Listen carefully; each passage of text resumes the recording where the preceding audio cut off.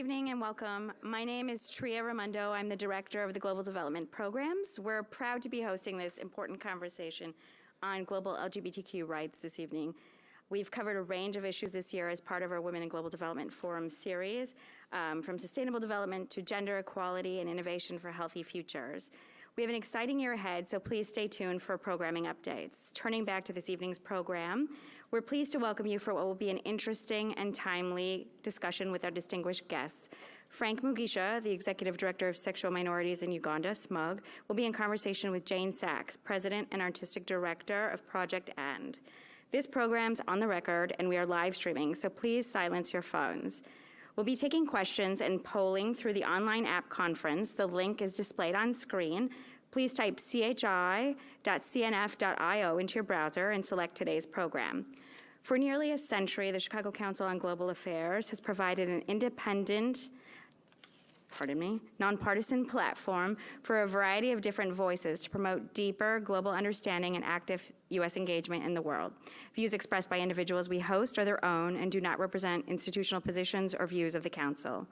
I'd like to also thank our sponsors, our lead sponsor, Horizon Pharma, supporting sponsors Abbott and USG, and patron sponsors, the Frankel Family Foundation, Holtus Trust, Ashley and Avery McCall. Thank you for your continued support of the Women in Global Development Forum. I'd also like to thank the Golden Institute and Project AND for partnering with us on today's event. We have some exciting programs that may be of interest. On May 2nd, a discussion on sustainable food systems in our interconnected world with Joy Crump, chef and restaurateur of Foodie and Mercantile, Mitchell Davis, Executive Vice President of the James Beard Foundation, and Sam Cass, founding partner of Trove and former White House chef and senior policy advisor on nutrition. On May 4th, a timely panel on Trump and the new politics of immigration with Ali Noorani, Executive Director of the National Immigration Forum, Pia Arenas, the Vice President and Senior Economist of the Federal Reserve Bank of Dallas, and Dan Stein, President of the Federation for American Immigration Reform. And now I'd like to welcome to the stage our introducer. Akif Irfan has served on the advisory board for the Golden Institute since 2014. He's a vice president at Goldman Sachs, where he's a research analyst in the investment management division. Ladies and gentlemen, please join me in welcoming Akif Irfan. Thank you.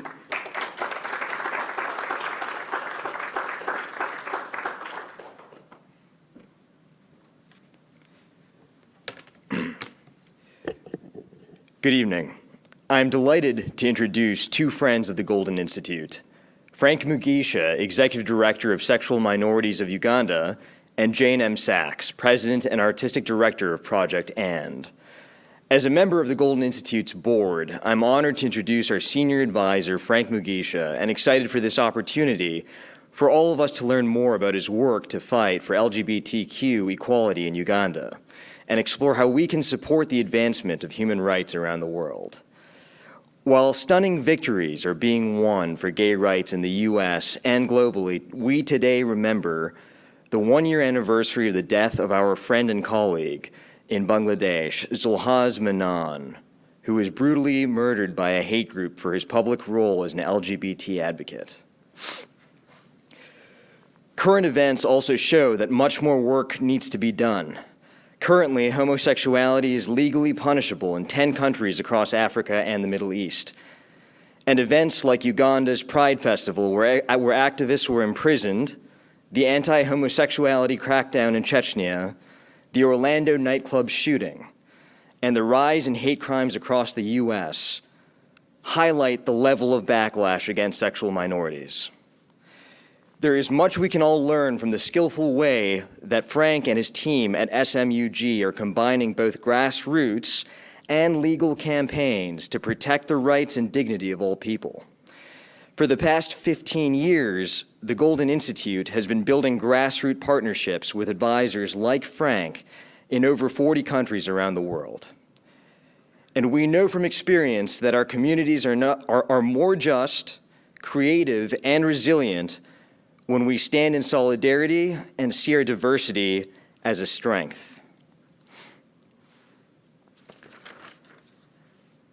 Our guest is a human rights activist with an impressive history of advocating for the protection and promotion of the human rights of lesbian, gay, bisexual, and transgender Ugandans. He began advocating at a young age. He was brave enough to come out at 14 And while at university, he founded Icebreakers Uganda, an organization created as a support network for LGBT Ugandans. He is one of the plaintiffs who sued American evangelist Scott Lively for crimes against humanity for his work on Uganda's anti-homosexuality bill. In addition to these accomplishments, Frank Mugisha is a senior advisor at the Golden Institute. Most recently, he was named by Fortune magazine as one of the top 50 world's greatest leaders, and in 2014, he was named by Power 10 as one of the most influential Black LGBT people. He was nominated for the Nobel Peace Prize and won the Robert F. Kennedy Human Rights Award and Thorolf Rafto Memorial Prize in 2011 for his activism. He has been an impactful and inspiring advocate, and I look forward to hearing more about his work and cause. Frank Mugisha will be in conversation tonight with Jane M. Sachs. As the founding president and artistic director of Project And, she has spearheaded new mediums of cultural participation and social impact by collaborating with artists and activists globally.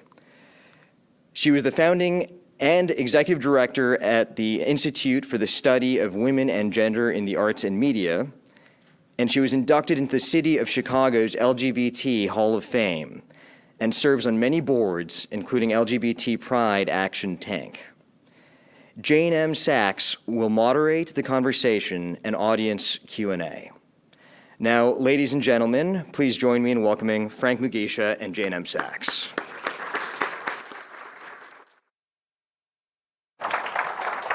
Thank you so much. That was beautiful.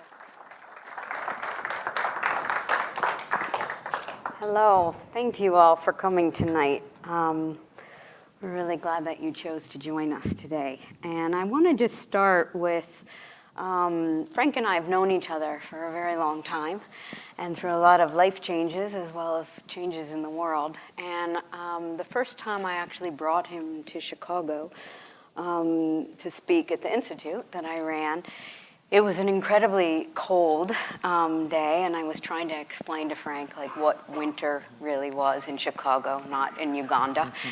And so I decided to take him to the department store to get him long underwear, and I felt like I'm gonna save his life. And at the same time, we decided to go by the Cultural Center where the governor was signing the bill for civil union. And I was a little skeptical about civil union. I felt like it was a kind of a empty calorie snack for LGBT individuals. I felt like we weren't gonna have all the rights that everybody else did. And I thought, who cares about civil union?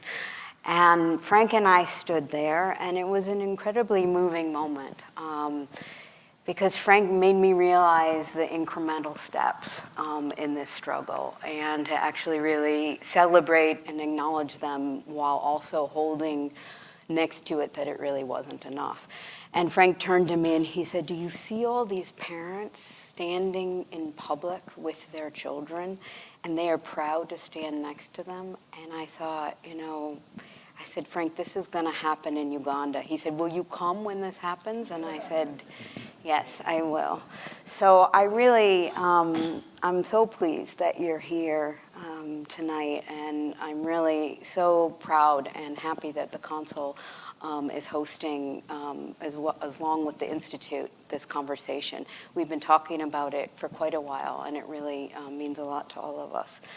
So I want to start on a kind of personal level. I think that often when we talk to what we call human rights leaders and leaders in struggles, and we talk about how difficult and dangerous it is, we actually don't really know how you do the work you do.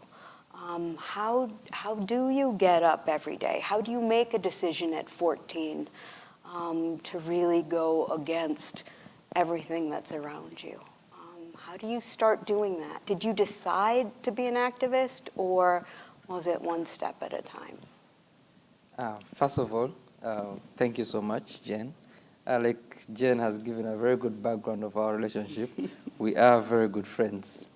I think I'd like to thank again the Council on Global Affairs, Gold In Institute. Travers, thank you so much for supporting me to get here, and also organizing this event, Project and of course Jen, my friend, and Emma. So I'm happy. I have so many friends in Chicago, and I think that also says a lot about the question that you just asked me. How do I do the work? I was speaking at a school in New York. I think it is called Riverdale. Yeah, Riverdale School. So I spoke to about 300 students, and they told me they are, I think, between the age of 14 and 19. So they told me the most they will give you is about 10 minutes. Then they will be walking out of the gym. But they managed to stay for another about 45 minutes with me. But one student asked me, how do you manage to do the work? Like, what makes you do the work? And my answer was simple. When you're on a battlefield and you don't have got backup, then you continue moving. So the backup I have from friends like Jen, friends around the world, keeps me going. And like in the most troubling time when we had the anti-gay law in Uganda, I relied on friends. And I've said it many times that we were able to win the anti-gay law because of the much international partners that we have. And I remember, even before I was known, I think, and I'm sorry to say, to out, Emma's organization, Avaz, was the first organization to expose me, who I was, looking out for who I was and who I am. And then there was international attention around my work. And so whenever my name is out, I get so many friends. So when I'm home, like, I get paranoid about so many things. Would I get killed tonight? Would I get arrested tonight? Is someone going to set my house on fire? Because I've had threats on my life, threats on my house being set on fire, threats on my friends. So when I'm going home, I think about the many friends I have. But also more importantly, I think about the work I'm doing. I think about, the young people in Uganda who call me or send me Facebook messages and tell me, we feel it that you speak out for us. I look at people who come to me and say, you have the guts to even speak out. I can't say anything in this country. And even other countries, because I get Facebook messages from all over the world, people telling me, your voice is very strong. It inspires me. Just knowing that there's an LGBT person or a gay person out there who can speak for us is very important. It keeps me going. Yeah. Well, there have been some really difficult and tragic and inhumane things that have happened around the globe and here in the United States as well as in Uganda. And I wonder, how does that affect your strategies and your emotions, your relationships? How do you develop trusting networks when you're not sure what relationship you have with someone? It is very difficult and complex at the same time. First of all, I run an organization as the executive director, but majority of my work is not even program work at all. I can set out in the morning to begin my day at 8, and then it ends at midnight, or it ends at 1 a.m., or even it goes on 24 hours when there's a crisis. And so we've tried to set up a program where we manage crisis as well, but still it is very difficult. Because, for instance, someone can call our office and they want to speak to me because they have the confidence and trust in me. Someone can, send me a message and say, I need help. And I'm like, we have got a process at the office. It's like, no, I'm in the closet. I'm in trouble. They don't trust that if they meet a second person, they won't get exposed to the media or their families or their employee. So you find yourself having to intervene and do the work. And then we have got so many international partners.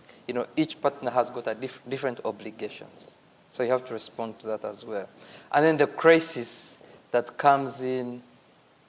I could be here right now speaking to you, and then I go on the news, and they have introduced an anti-gay law in my country, for example. I have just changed my strategy. I can even change my whole trip I'm doing here to respond to that. So we've tried to put in place some mechanisms, because we do, like my organization, we do advocacy. We support our member organizations because we are a network. And then we do research and documentation. Then we have safety and protection, which involves all the emergency issues that comes up. And then we recently developed a program that is called Rights, Evidence, and Action that has to document rights of document human rights violations, then collect the evidence, then provide immediate action. So immediate action involves, we've got a database of referral. So if someone is arrested, then we have many lawyers that we can approach. If someone has been beaten, then we know doctors we can approach for treatment. Then if someone has been, for example, maybe chased out of their village or their home where they live, then we know that we can refer them or we can provide them a safe house, a safe place to live. And when you say we, who is we? Who makes up SMUG? And how do you have a place that you gather? Do you have an office?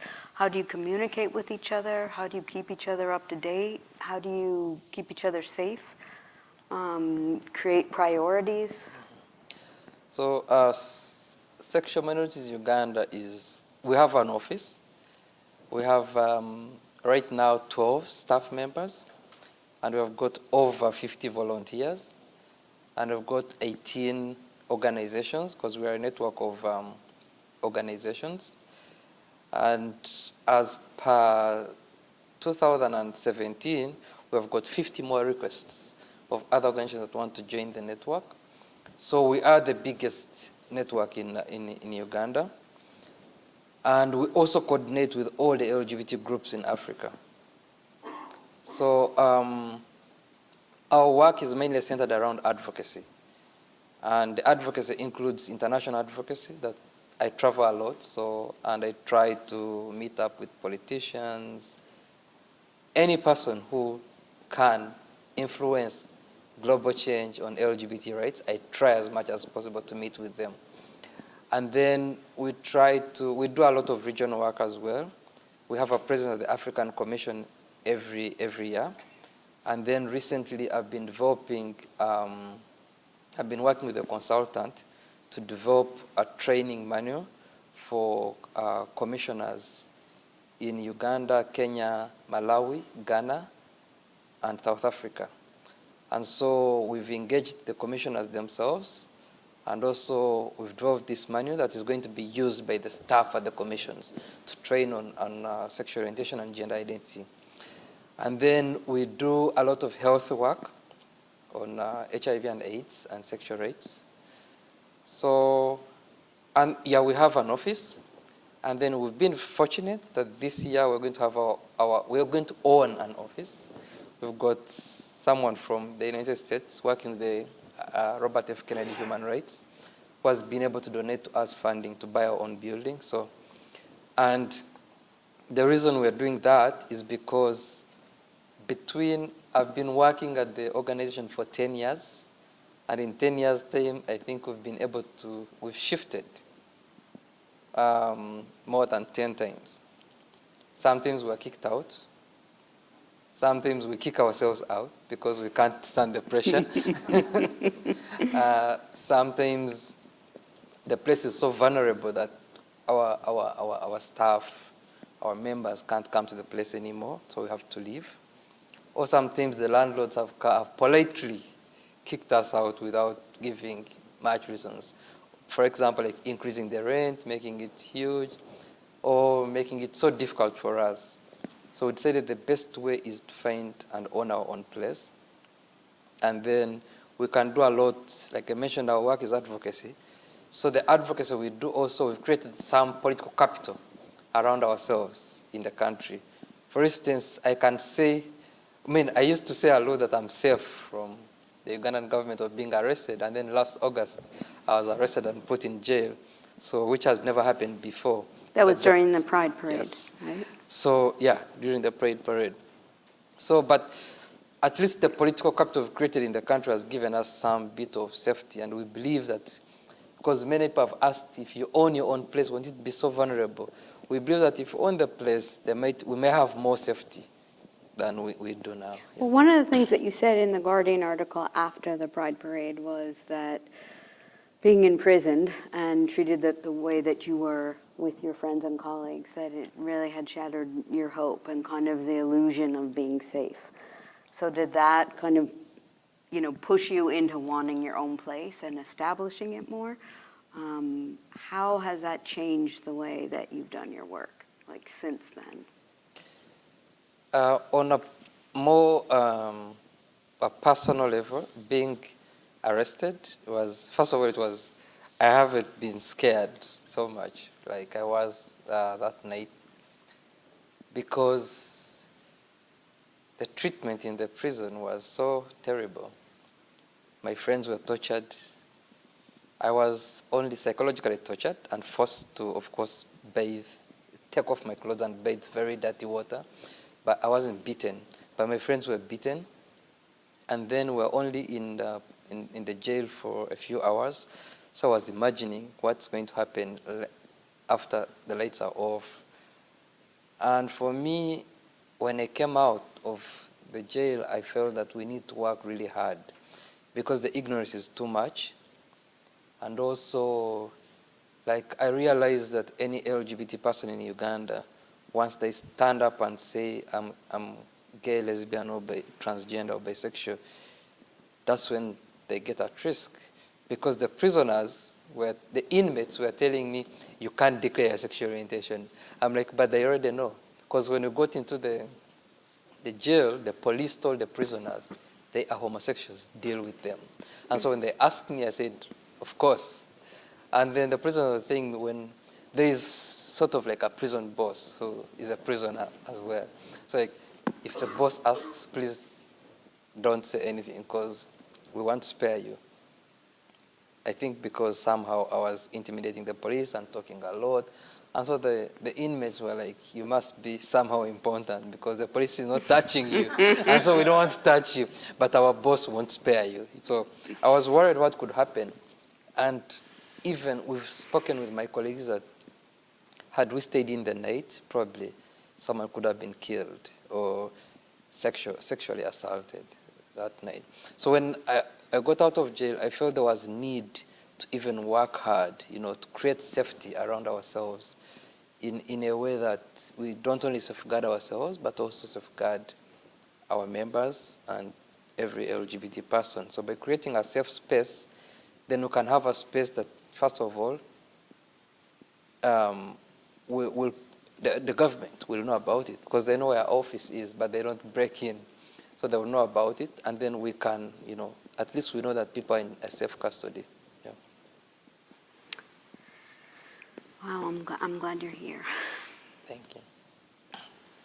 A lot has been talked about in the role of religion around the world in terms of LGBT human rights and how much religion has justified homophobic laws and even just social kind of activities. Can you talk a little bit about the role you think religion and culture play in the perception of LGBT rights and even, how societies kind of organize around it because of that? Well, I think I will talk more about Africa because it's a bit different Except we've exported some of our best stuff to you. Yes. I think some of your religious leaders have failed to do their work here, so they have decided to do it in Africa. But I was telling a friend of mine that you have more crazy pastors than we do, actually. But sometimes I watch on YouTube, and I'm like, this is an American pastor saying this. Just because our population is bigger, that's all. If you were a bigger country, you'd have as many crazy people. Probably.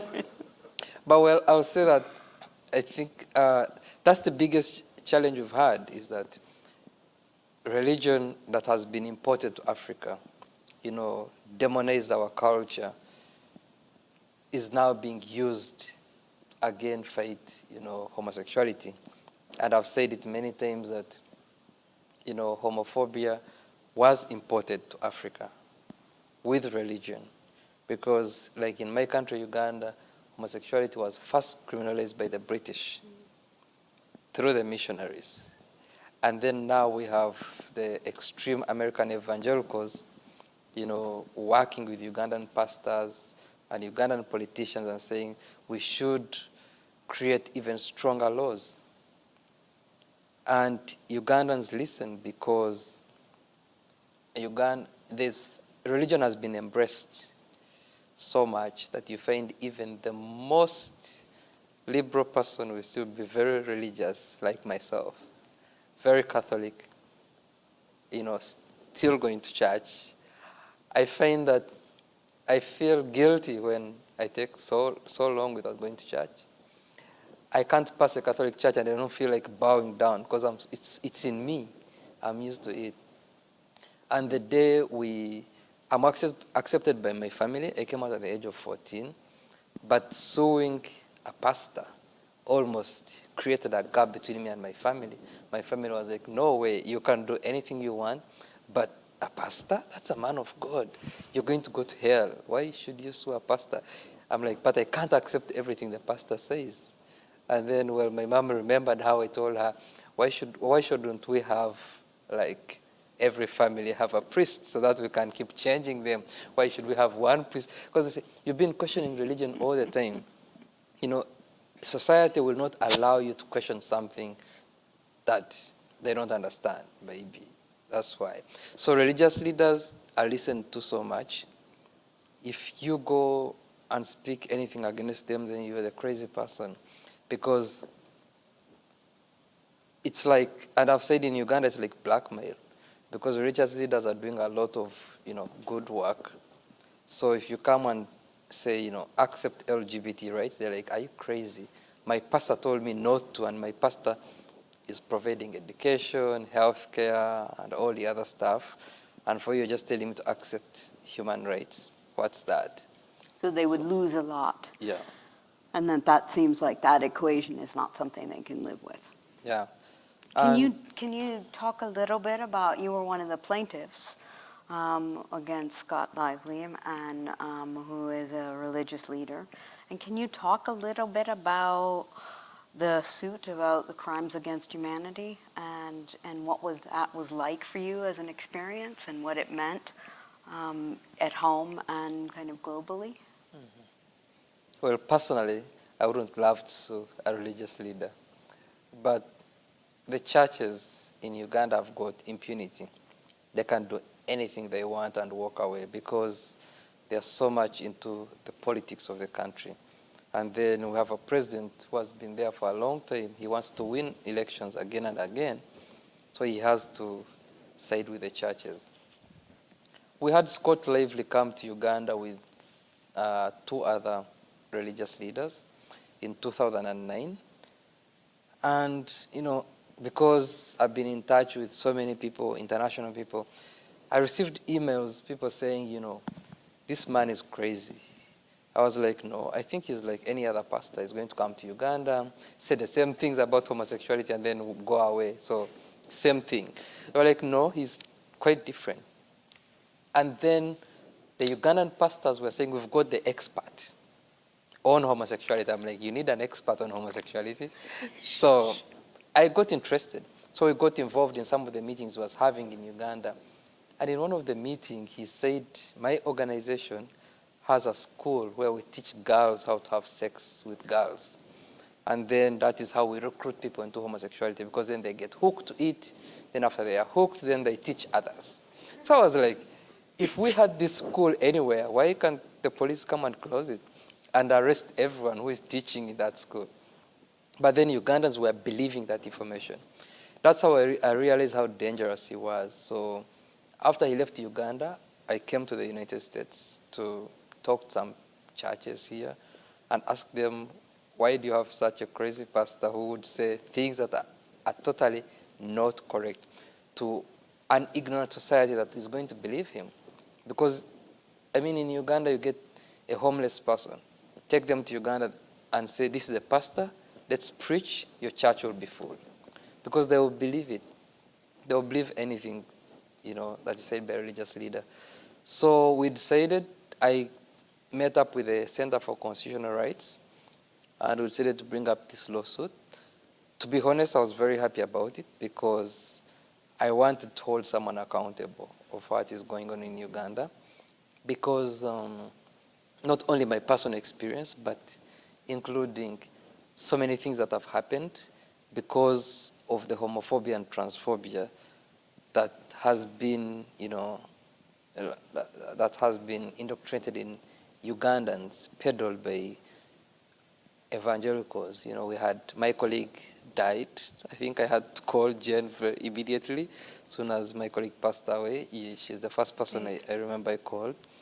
And He's referring to David Cato, who was actually the head of SMOG, and at the ripe age of, say, 40, yeah. He was like the elder statesman. And he was bludgeoned to death in a really brutal and tragic murder. And then Frank really became the head and the leader, and had to live through, the reality of that brutal murder. So there has been many, lived realities from LGBT persons around the world because of extreme evangelicals. And then in Uganda, it was very, public. They could come in Uganda, fill up stadiums, the anti-gay law. If you read the preamble of the law, it was their talking points. Things they were saying in public are things that were in the law. And the language that was in this anti-gay law was totally not Ugandan. Because I grew up in Uganda, and I've said it many times, if I was 14 now, probably I wouldn't even come out. Because then I would think that my family is going to think I've been recruited, like they say now, or someone has taught me how to be gay. By then, I wasn't worried about that. I was only worried about maybe being called names by my fellow students, or being bullied by like any other LGBT person who would come out, or being misunderstood, or probably my parents thinking I'm being stubborn, or I'll change. Which you are anyway, but, So, but now I would think someone would think you're being recruited, or someone is paying you, or you're learning Western cultures. I didn't even think about that someone is going to say I'm learning Western cultures then. So all the language wasn't Ugandan. So there was a need to put a stop, not only on Scott Lively, but other Christians who are coming in Uganda and spreading hatred. So we brought up the lawsuit in 2012 under the Alien Tort Statute, which allows non-Americans to sue an American here. And so the case was in Massachusetts, in the district court. And we actually got the first ruling because there was back and forth with our lawyers and Scott Lively's lawyers saying the case should be dismissed under the First Amendment, correct, right? Under the First Amendment, freedom of speech. And the judge was like, well, under the international law, if there's persecution of LGBT persons, under the international law could be crimes against humanity.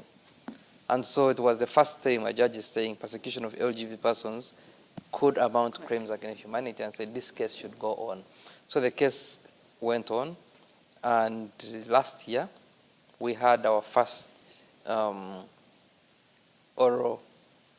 summary judgment for the oral hearing. So now we are just waiting for the judgment. And does it feel like being part of a case like that really put Uganda into the global conversation about LGBT rights? Which, I mean, what you're saying about when you came out, like that now you may not have come out in the way that you did. And so it's really like it's really been a downward spiral, right? And thinking about when we think about what's happening globally in LGBT rights. A lot of people talk about, same-sex marriage and that 22 countries you can get married, but meanwhile, in 10 countries, as you mentioned in your opening remarks, that, you can be put to death. And in 65 countries, it's illegal. And in 89 countries, it's not illegal, but there's really harsh punishment. And then actually thinking about some of the good things that have happened. In the Caribbean, the Archbishop promotes LGBT, equality. There's a court in Lebanon that says gay sex is natural and anti-gay laws are being weakened. In Bombay, a couple celebrated a trans wedding. Like, there are things happening around the world that we might not have expected to happen. At the same time, the idea that we can be put to death for being who we are.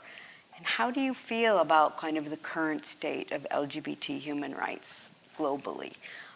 Because you really are working globally. So much of what you do has an impact on the larger struggle. Yeah, I think there has been a lot of progress, even in countries like Uganda. There has been, because it's been, because if you look at a country like Tanzania, it was quiet. Now it has reversed. Look at Ethiopia. Some of our colleagues we used to talk to in Ethiopia, some of them they are not active anymore. Egypt. And then you look at other countries where there's progress, like in Botswana, other places. And in Uganda, there are many struggles, so many struggles. Uganda is like something is going on all the time. We just had a lecturer arrested for calling the president of Uganda a pair of buttocks. And she's in prison now. But politicians in Uganda have said the LGBT movement has had the most success. For instance, we sued a newspaper, we were successful. Mm-hmm. Can you just mention what the newspaper did? The newspaper was called Rolling Stone, and it published names and pictures of LGBT persons. And, it has been actually attributed to the death of my colleague David Kato because of being published on the newspaper. And then we sued this newspaper and were successful. It's closed. They were fined. We've sued the police, the government, and the judge has asked them to compensate us. Right now we are suing the government for refusing to register my organization, SMAG, as an NGO. So we've had some success. And recently we just got the government to import lubricants in the country, which is controversial. Right now, it's the topic going on in Uganda. And they're saying, we should even bring up the anti-gay law again because of government imported lubricants. And the media called me and asked me, I'm like, SMAG didn't buy the lubricants. The Ministry of Health bought the lubricants. So ask them, don't ask me. So with those kind of successes, what kind of advice would you give to the activists in a place like Chechnya, right, where they've been talking about these gay concentration camps? What kind of advice would you give them against such challenges and such odds in the ways that you have to work? It's very challenging, for activists to work, especially when it's very hostile. Like I've been reading what is going in Chechnya and talking to some of my colleagues there, and the only thing, because like when we had the anti-gay law in Uganda, the only thing that we relied on as protection was international pressure.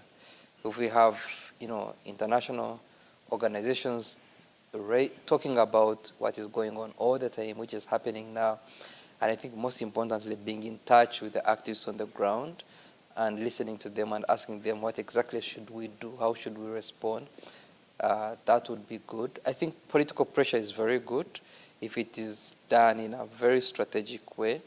Finding something that Chechnya cares about, talk to the activists, ask them, what does Chechnya care about? Who is very influential?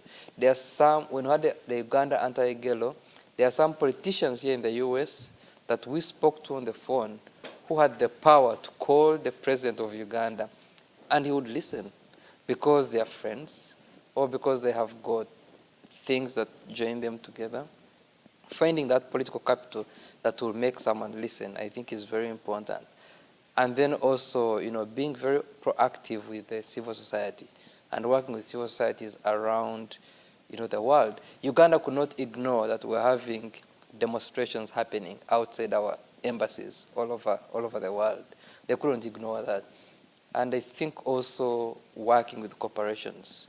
Because I remember when we had the anti-gay law in Uganda, I met with businesses in London, and then they sent a letter to the president. And in Uganda, he said, you can tell politicians what to do, but you can't tell investors what to do because it's their money.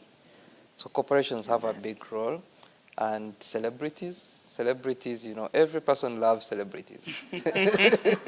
Celebrities, like who are famous in Chechnya, they could be very influential if they can come up and speak.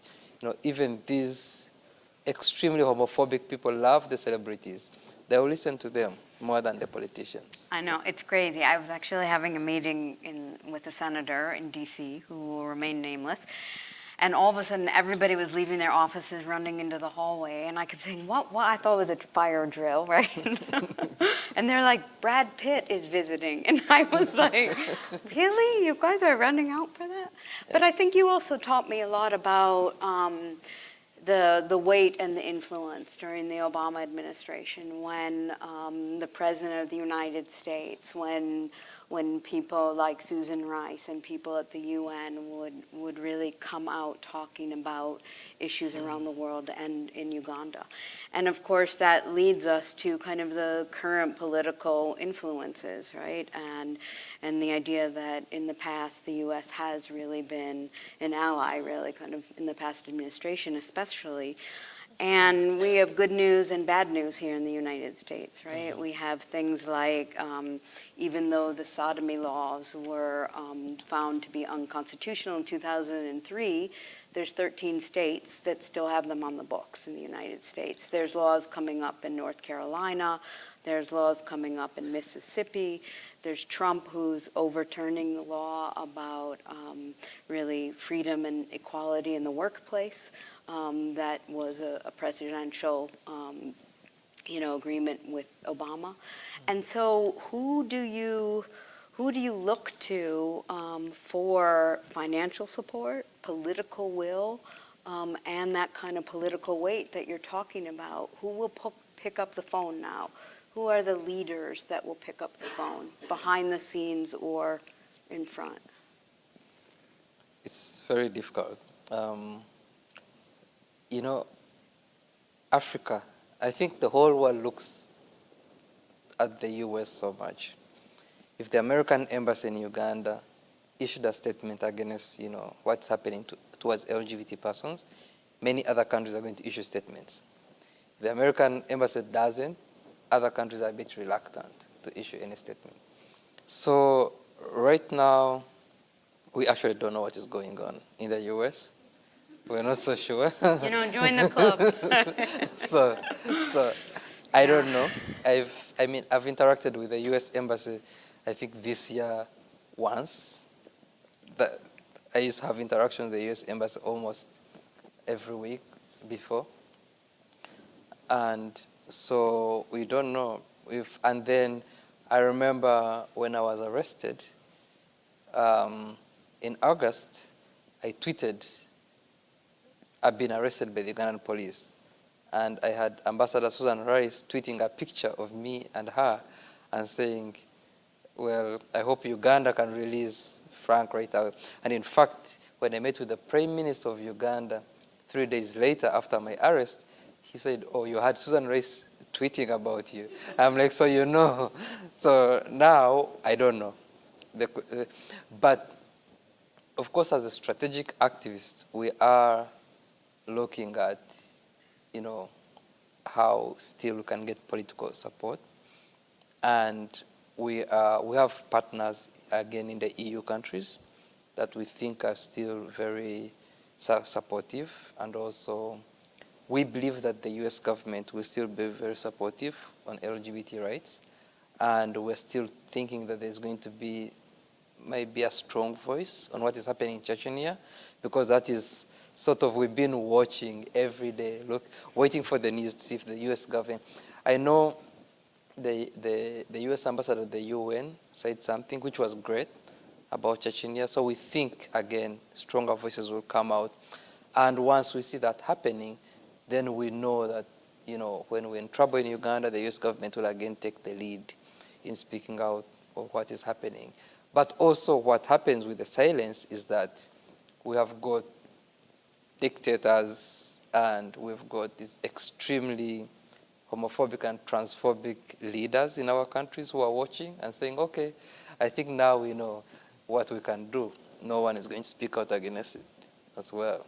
So I think, you don't, tweeting has become rather famous these days, and you don't realize that it actually has been a really powerful tool, say in Egypt, or when you've been arrested. I mean, to have, Samantha Powers or Susan Rice really, send that message out, and how powerful that can be.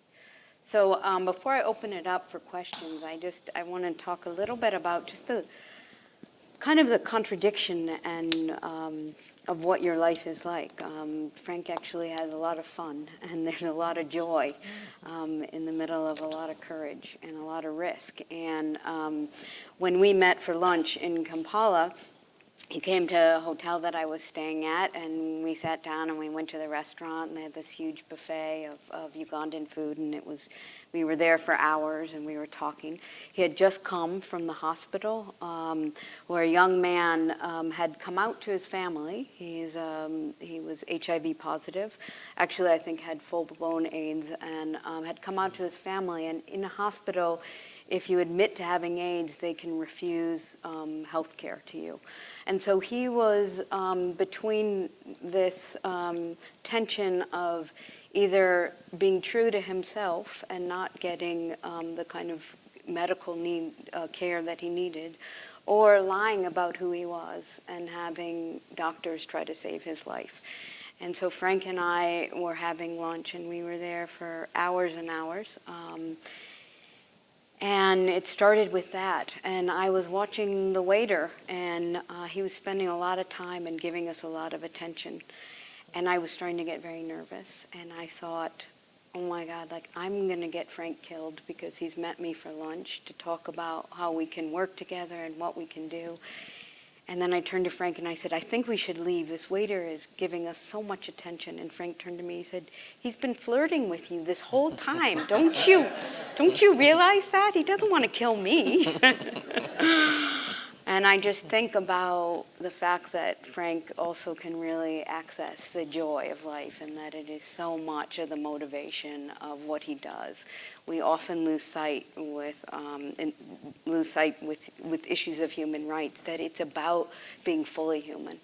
And it actually includes love and joy and pleasure. And often we forget that that's really what part of living a free life without the kind of oppression that we've been talking about is. So I want to open it up to all of you for questions. And I think there's a mic right there with a person attached to it, or a person with a mic attached to it. And I really encourage you to ask Frank any question. There's two here in the front. Why would you say that in countries like Russia, which isn't exactly what I consider to be religious, why would you say there's been this backlash against the LGBT community? Should I answer or take? Yeah, go ahead. Well, Russia might not be very religious, but religious leaders have actually gone to Russia and influenced the Russian government. Scott Lively, who was talking about, has been to Russia and is friends with many Russian politicians. So, what religious leaders have done is try to, mix up religion with culture. Because even in my country, when you talk to most people, they won't even say it's about religion. They say it's about our culture. They have tried to mix religion with culture. There's another one here up front and then one in the back. Could you talk a little bit about the impact of the Trump administration and their position? Could you elaborate a little bit more? Because I think we're headed into 4 years between Trump and Mike Pence of not a lot of support. And what's the impact of that beyond the U.S., globally? It's, so it's a bit difficult because I have questions as well on that. But, but what I can say is that one thing is, of course, they have been, as an activist who has relied so much on the U.S. support for many years, I've had people who have told me, you know what, Donald Trump, you don't have to make, Donald Trump is very supportive of LGBT rights. And they have given me so many reasons for that. And then they have come back and said, but Mike Pence is the worst. And then they have given me so many reasons for that. And then some people have come and said, you know what, you won't be affected. It will only be in the US. For international, you're fine. But the issue I have is that when the US administration is not supportive of LGBT rights, then there is a global impact.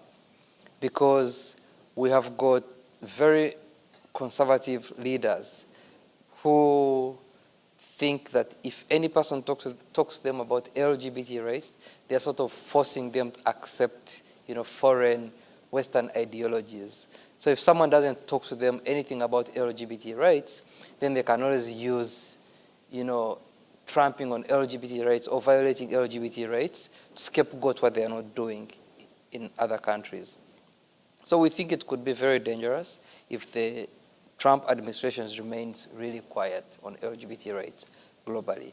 And we think it could actually put us in more danger because if Uganda comes up with an anti-gay law right now, they'll say, oh, we can just pass it. No one cares. No one will speak out against it. And many African countries do really bring up anti-gay laws, just divert the attention of the public. Yeah. There's a question right here in the center. Hi, I was wondering if you could speak more about the idea it's not religion, it's culture with the homophobic views. And if you think, I know in America it's passed and everything, but I was wondering if you think if these African countries establish that gay rights are a thing, do you think that's going to influence the black culture in America and how they perceive other gays around them? Because I know about if it's homophobic in Africa, and a lot of these ideas come over in black communities. Well, I think if I understood the question very well, are you saying that is homophobia sort of, let me see, are you saying that is homophobia sort of related to certain stereotypes about Africa? Is that what you're saying? That it'll support stereotypes? Yeah, that, and also, do you think that the ideas, that and the ideas that in Africa that the imperialists established when they said it's not okay to be gay, and how that flowed over to America, and how I personally have a friend and he has a really hard time because he's gay and a lot of his family does not accept it. And I was wondering if that also ties back into the origins of Uganda and if, yeah. I think what she's asking is whether if homosexuality was more accepted in African countries, would that help influence homosexuality being accepted in African American countries in the communities, in the U.S.? Well, yeah. She just repeated Africa and African American. Well, I think so. And the reverse is true as well. If homosexuality was more accepted here in the African American communities, then it would be more accepted in Africa as well. And the same thing, if in Africa we embraced, same-sex relations, I think the African American communities here would accept it more. Yeah. But I think that's an interesting issue about race, right? And about those issues of identity, right? Because, some of the pastors who have come over have been white, others are, African American, others are African. And so it gets kind of, complicated and mixed up, right, in terms of race and what that means in the relationship to the United States. Yeah, and I think also, because at first I thought the question was about stereotype. I think also the stereotype and the fear, because then, if you're already a minority, then you don't want, to be subject to something that is not popular. So you just want to, deal with one issue and not something else. Yeah. Let me ask a question that's coming in online because we are live. And what does the LGBTQ rights movement here in the U.S. have to learn from Uganda? Are there any lessons that you've learned that you think would be good and could be applicable here in the United States? Well, one of the most, I think, solidarity, having a lot of solidarity, working together, and then political capital. There are so many LGBT persons in the US here that have got the political capital. If they used it very well, I think the movement would be ahead of where we are right now. And I know there's a question in the back. I think you've been waiting a little longer, and then we'll go to you. Hi. Yes, thank you. Hello, and I have a question about, I just wanted to know, I know that the law in Uganda went through a few permutations, and there was a law on the books where you would be put to death for being gay, and then that wasn't signed for a long time by President Museveni, and then he did sign, and then there was an overturning.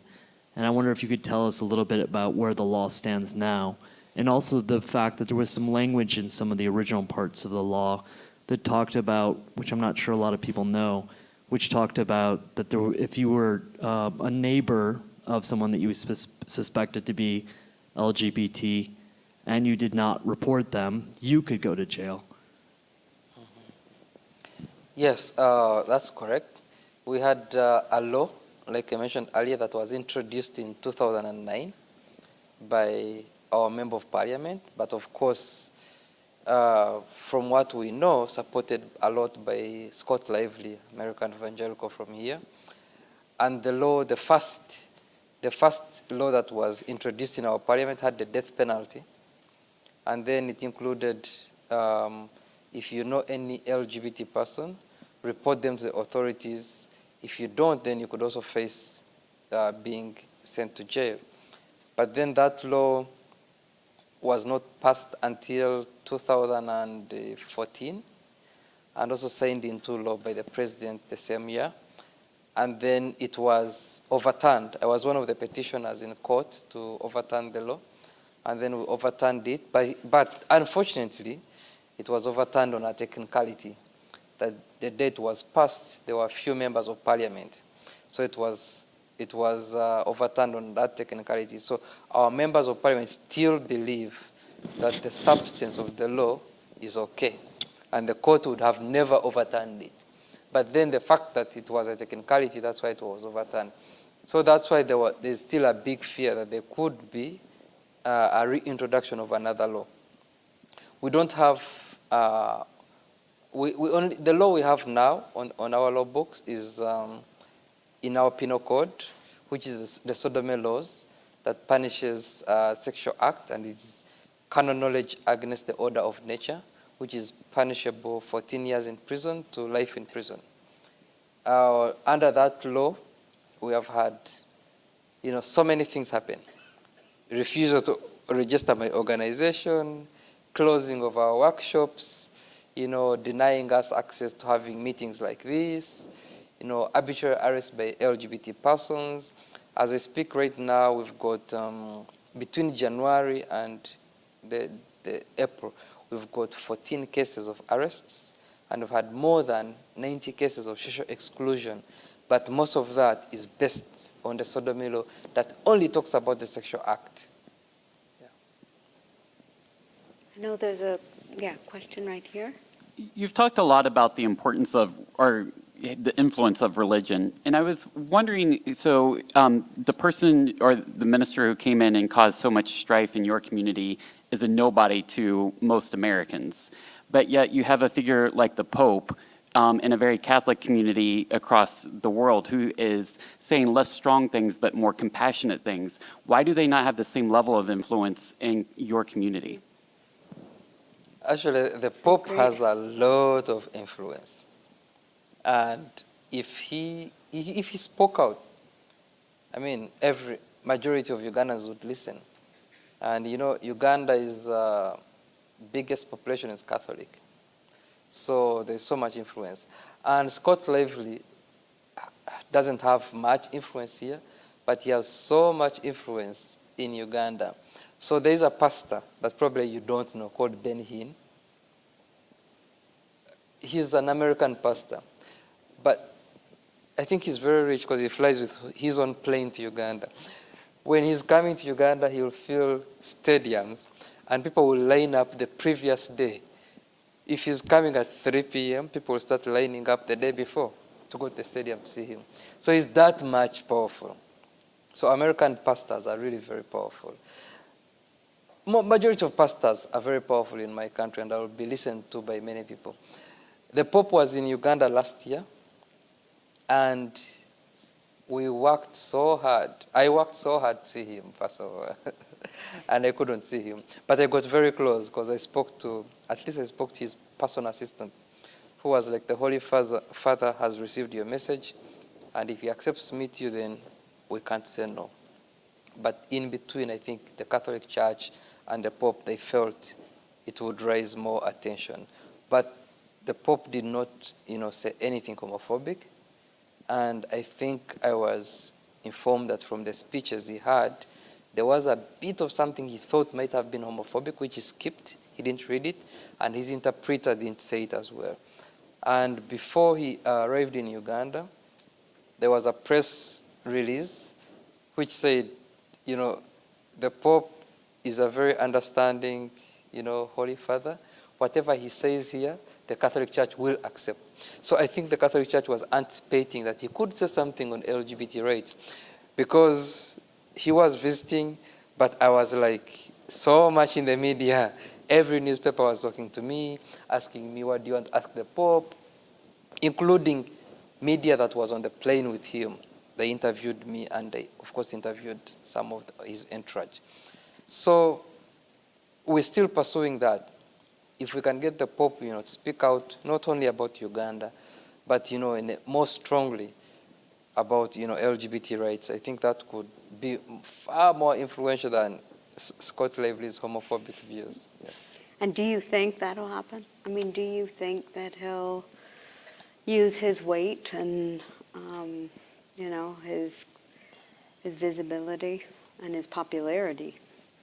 I have a very strong feeling that the Pope might, at some point, he has said something, but I think he needs to be more, he needs to say more. And I think he might say more because he has talked about so many things. He's talked about social media. He's talked about so many things that make sense in this century that we live in. And I think he believes deep down inside that, LGBT persons should be accorded the same love like any other person. So I think he will at some point be more vocal. I mean, I was just reading recently that he and Michelle Obama are the two most admired people globally. So I think it's a good pair. Yeah. There's a question here online that says, if applicable, is there a different experience or strength or challenges between LGBT individuals in Uganda, say, who live in rural areas or urban, or gender identity or orientation? Like, do people have varied experiences who are part of the LGBT communities in Uganda? Yeah, the experiences are different. In terms of gender identity, transgender persons are at more risk. So transgender persons and people who are open about their sexual orientation are more at risk. because transgender persons in Uganda are stereotyped homosexuals.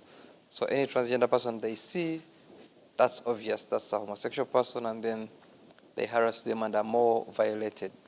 In terms of geographical locations, well, the rural areas are more dangerous because they have more churches, they have, bigger societies where everyone knows everyone. So if someone is perceived to be LGBT, then the whole community knows. And then they're in more danger.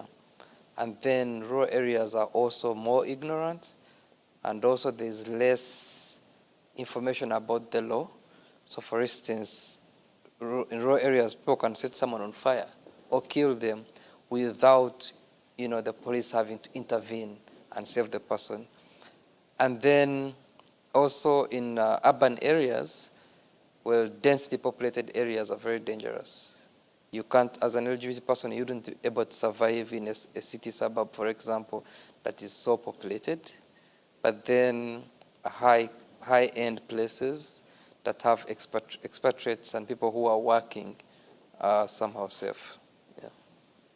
I think there's a similarity in the United States. I mean, often people think that their experience is what's happening across the country, and it isn't. Even in the city, it's very different in different neighborhoods. I think we have time for 2 more questions that we can take together, or 3. So 1, 2, 3.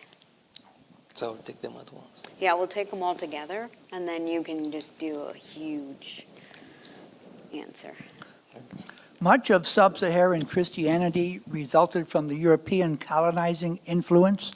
As European Christianity, which had influenced African Christianity, evolved toward more tolerance toward gays, why did African Christianity not similarly evolve?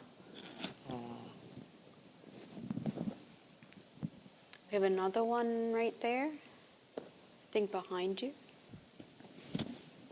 I'm wondering, is there a pattern how women and men perceive homosexuality in Uganda? And if so, what do you think about these differences?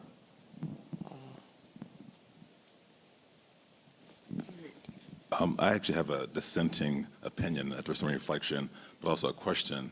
First, to be honest with you, I disagree. I don't think that if Africans, or maybe Uganda specifically, were more accepting of LGBTQ individuals, that would have much impact on African Americans. I think African American perceptions, generally speaking, of LGBT individuals is probably not affected very much by what happens in Uganda or the 54 countries in Africa. I think those perceptions are formed by the African American experience in this country and by race and class and so forth.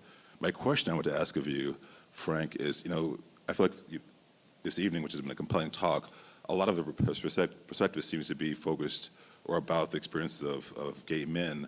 I'm wondering, do lesbian women in Uganda have a different experience of oppression or violence? I mean, we know in places like South Africa, corrective rape has been something that's been seen. Do you see it also in Uganda, or do Ugandan women or Ugandan lesbians have a different kind of encounter socially, religiously, governmentally, in terms of expressing their identity? Yeah, I think that's a very important point, because it's definitely something that applies here too. Yeah. So 3 questions. I'll answer them at once. So Europeans brought, introduced religion to Africa. Yeah, I mean, one of my colleagues who is a lecturer has said that, Europeans who introduced Christianity and also, outlawed homosexuality have moved on. They have, scrapped these laws, decriminalize homosexuality, but then in Africa we still hold on to these, actually she says we still jealously holds on to these laws. And we have the Anglican Church in Uganda and Nigeria that we're actually trying to break away from the Anglican Church, and we're asking, how do you even break away from the Anglican Church, yet it is not African?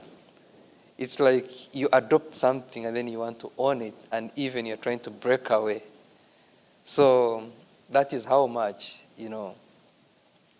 religion has been enshrined into our culture. That's now part of the culture, that the Anglican Church is willing to break away with another church if they embrace, LGBT rights. So it's going to be, unless we start getting African churches, preaching in supporting LGBT rights, I think we won't get much, acceptance by only having Western churches talking about it. So we're trying to do much of that work. I mean, we've had people like Bishop Desmond Tutu, we've got a bishop in Uganda, but we're trying to work with churches, and we've seen some progress in Kenya recently with some churches, coming out in public and saying, we should support LGBT rights. But I'm sure that progress will come at some point. And then, I hope I understood this question, women and men on homosexuality. Was it about,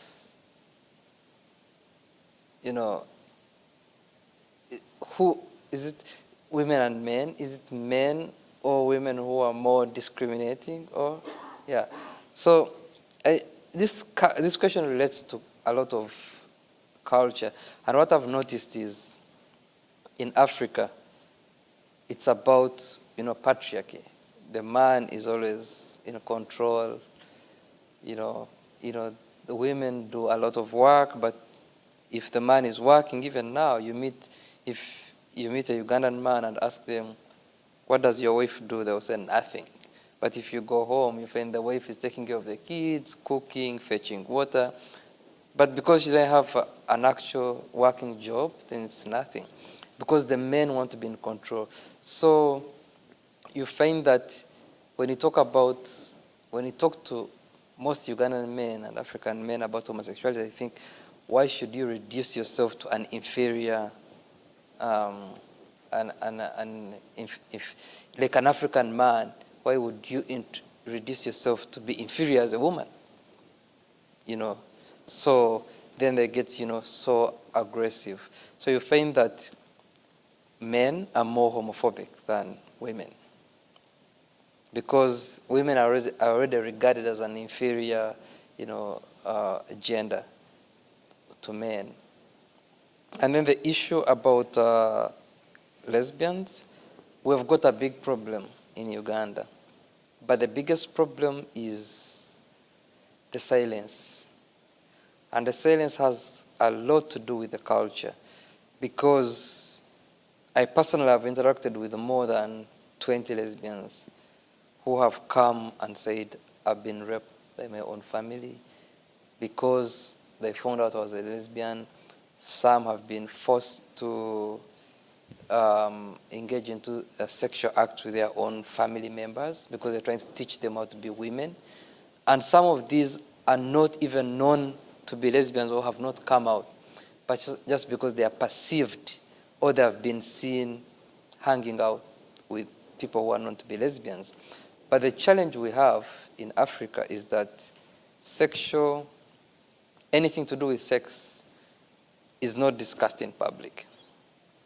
So constantly lesbians are getting abused by their family members, so they fear if they come out and say, then the public, prejudice around, and then further exposure, the stigma that comes with that, and then family will disown you because then you're exposing someone in your own family. And some of these stories, we found out that family members know. For example, girls have told their parents that, this is happening, and their parents, some of them have told them, you know what, they are teaching you how to be a woman. Or some of them have said, no, it stays here. You don't tell anyone what is happening in the family. And it goes beyond only, rape for lesbians and abuse of lesbians, but also even raping and defiling young girls by adult heterosexual men that is happening in families. But families find out They don't want to talk about it because sex cannot be discussed beyond the families.